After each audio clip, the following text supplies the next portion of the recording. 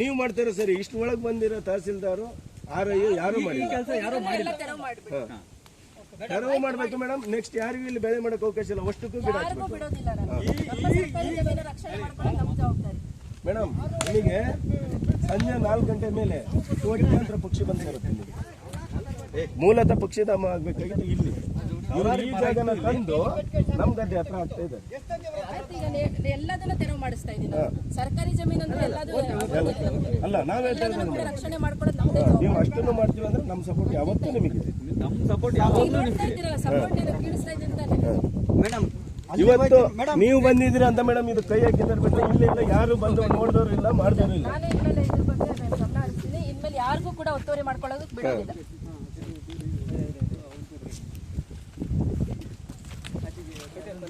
ಕೆಜಿಗಪ್ಪ ಗ್ರಾಮಸ್ಥರು ನಾವು ಬಂದ ತಕ್ಷಣ ಏನ ಕೊಡುತ್ತಾರೆ ಅಂದ್ರೆ ಇದೇ ವಿಚಾರವಾಗಿ ಓಡೋಗೋದವ್ರು ಯಾವಾಗ್ಲೂ. ಕಾನೂನು ದೃಷ್ಟಿನಲ್ಲಿ ಎಲ್ಲರೂ ಒಂದೇನೆ. ಯಾರು ತಪ್ಪು ಮಾಡಿದ್ರು ನಾವು ಅದಕ್ಕೆ ಕ್ರಮ ಮಾಡ್ತೀವಿ. ಪಬ್ಲಿಕ್ ಯಾರು ಫೋನ್ ಮಾಡಿದ್ರು? ಯಾರು ಪಬ್ಲಿಕ್ ಅಂತ ನಂಬರ್ ಕೊಡ್ರಿ? ಯಾರ್ದು ನಂಬರ್ ಕೊಡ್ರಿ? ಯಾರಿಗೆ ಅಂತ ಅದು? ರಘುನಾಥ್ ಜಯಂತ ಯಾರು ಫೋನ್ ಮಾಡಿದಾರ?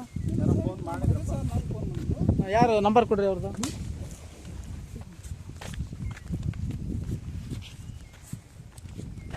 ಇಲ್ಲೊಂದು ಬೇಡ ಸರ್ವೆ ನಂಬರ್ ಹೆಚ್ಚು ಕಮ್ಮಿ ಎಷ್ಟೋ ಮುಂದೆ ಬಂತು.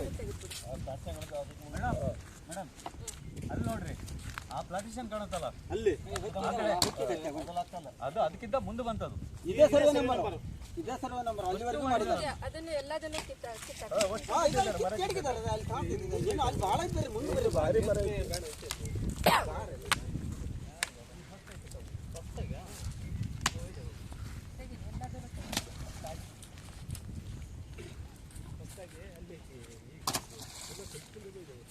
ಇಲ್ಲಿ ಹೊಸ ಮಾಡಿದೇವಿಲ್ವಾ? ನಡ್ರಿ ಯಾವ ಬಿಡೋದೆ ಎಲ್ಲದೂ ಮಾಡದೆ.